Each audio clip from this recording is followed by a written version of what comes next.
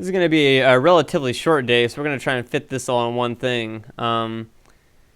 Roppongi is basically a town that is known for its red light district, among other things, but in an attempt to make the area better, like, more high scale, etc., they built this shopping center called Roppongi Hills.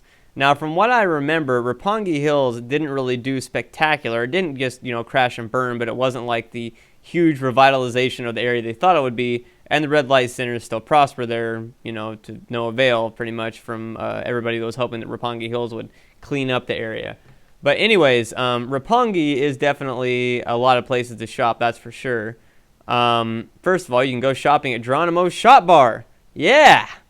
And so this is a Korean liquor brand. I don't really know anything about that, but it's a Korean liquor brand. And you've got Vodafone, which was a very dominant phone company in Japan at the time. I'm not sure if they're still dominant now, but the phones we were using, both my dad and I, were Vodafone phones. So definitely a very well-known brand, I would have to say. Then you have Wendy's. And I have to say the Wendy's cheeseburgers there did taste better than the American ones. I don't know what the hell it is. The McDonald's tastes better there. The KFC tastes better there. The Wendy's tastes better there. I don't know what the hell it is, but it just tastes better. This is just a city, street, walking by, etc. This side look pretty neat. Your side yawn. Fuck it. Another stop sign. A fire hydrant sign. The sign in the middle there means fire. So I'm going to assume the other ones are like, get the fuck out of Dodge. Fucking pork chop sandwiches. And Jinro. And then you have this absolute just amazing poster. You've got Ultraman here with some random chick singing and another dude and fucking character from JoJo's Bizarre Adventure and then a random guy with a sword. And that's pretty much, yeah. So this is one of the Roppongi Hills towers, the North Tower, the shopping one I was talking about. And here we have what I think is in the running for the top 10 worst English I have ever seen in my life. Like the worst English anything. I mean, I don't know how you could really manage to top this overall. This is a charm shop, as you can see by just looking in the shop here, and you can see it's a bunch of like jewelry and stuff like that. But that name, like, where do I even begin with this? I mean, you've got the direct name, which of course is just White Trash Charms in Japan, right? Just, White Trash Charms in Japan. The fact that it even says white trash is just amazing. But then you take the aspect of a subtle second meaning. Why did I say subtle? Of a subtle second meaning. White trash charms Japan. You get it? Like chopping it down the middle there. So that's even more of like a mindfuck if you think about it. Now, what I'm assuming these people did is they probably just threw some words in the Google Translator. And they probably wanted to say something more akin to like foreign or American or European or, something else, some other, white people, country, etc. And then the trash was probably something like, trinkets or, like just little tiny jewelry or something like that. And it came out as trash. And so they fucked it up on that. And so that's just an amazing, amazing piece of English. I just don't know how to ever top that. I just am mind fucked. This is the Roppongi gigantic tower there. This is a different one. You can go all the way up in this thing. It's like an observation tower. It's 60 stories, I believe, and the view is pretty incredible. I think I have pictures of it here somewhere. If you ever played Zelda, apparently there's a gigantic spider in one of the later games. I wouldn't really know, but there it is. It's a gigantic spider just sitting there. And now, coming back to my trip to France. No, this is just a gigantic Eiffel Tower replica sitting there. AKA the Tokyo Tower, if I remember right. So, yeah. This is the view from the top of the tower, not the one I showed before, but the gigantic 60-story tower. You can see, interestingly, on top of this tower, there is like a fucking field to like either grow shit in or play a sport in. I don't even know. But it was super duper foggy that day, so that kind of sucked. Here's another gigantic court to do shit in. Look at the traffic and stuff like that. It's just atrocious. Stuff on television screens you can see. etc. But it was still a really cool view, even though I couldn't see that much. God damn, I got yawns tonight. I just had to take a picture of this brand because it's like Mandarina Duck. It's just a duck. Hollywood, oh my lord. Now, here's what happened here. In these next few shots, I missed the last train back to Shinjuku, which is, you know, I'm not going to like be shot in the streets here because crime is extremely low in Tokyo, but I didn't have a way to get back to Shinjuku. So I had to basically, you know, say I was going to stay up all night and just catch the first train back at about 6 a.m. However, it was raining like a motherfucker. So I said, okay, I'm just going to walk along, take some really cool pictures of the rain and so forth. So I took a picture of the rain, kind of got blurry there, blurry rain stuff. And then I ended up here. Now, here's the thing. This is some crazy shit right here, all right? Now, first of all, this woman is the owner of the club I was at.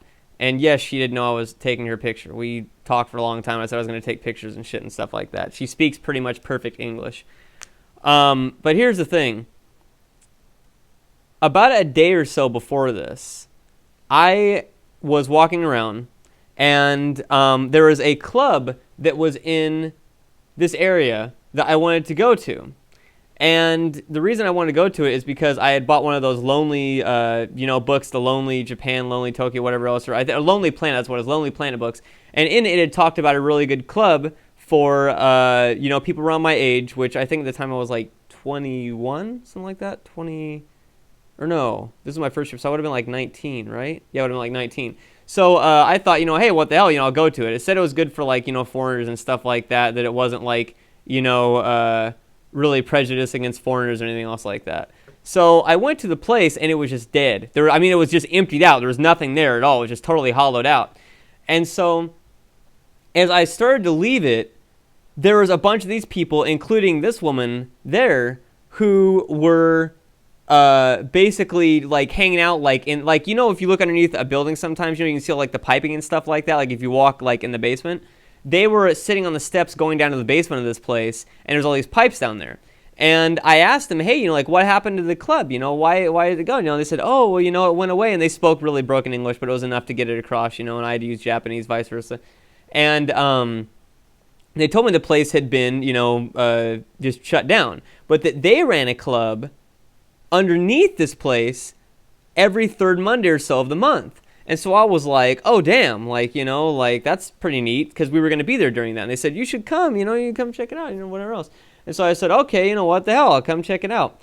So when I realized I was stuck in this area, I thought, hey, why not go there, and stuff like that. It is this day, I might as well do that. And so I did.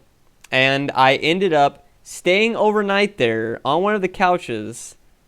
And this is in a country where I can barely speak the native language, staying underneath a building in a club around a bunch of people I don't know in a completely foreign country. I have to look back on the experience and wonder what I was on. Yeah. But if you go forward here, this woman right here, I actually talked with a long time too, and she speaks really good English too. She actually does paintings and other artwork for Sony, or at least she did at the time. And now here's the real mindfuck. Guess how old this chick is? At the time of this picture, when I was 19, which was 8 years ago, she is in her 30s. And this chick is even older. Doesn't look it, does it? It just blows my mind. And here's the bartender and stuff like that. I talked to him a few times. He didn't really know English that well, so it was kind of hard to communicate with him, but he was a pretty neat dude. Same with this guy, too. I talked with a little bit. But, yeah, it was pretty neat that was, downstairs like that. If you go on YouTube and look up possibilities.avi, and there's a clip in that footage which shows footage of this club that I'm at and stuff like that. But it's notable that I didn't even notice it until I made that video some 6 years after this trip, that there is a scream mask laying there just out of nowhere for some reason. Now, granted, this woman had on like a masquerade mask, so maybe that's why, you know, they had that kind of stuff around. But it was just laying there, and I didn't even notice this in the clip or while I was there. So it's a little bit disturbing thinking about that, considering the implications of me staying overnight there and everything else. But yeah. And then I want to get this one final shot to you of the club, just to show you how underground it literally was. And apparently a deer's head is just sticking right here in the corner. It's hard for you to see, but yeah, it's a deer's head. But again, that concludes day 4 in Roppongi. If you want to see more, as always, please let me know. We've got many more days ahead, and then we've also got the Tokyo 2007 trip and video footage of both trips too that I can show to you guys. So let me know if there's anything you want me to change or anything else like that, and I will see you later.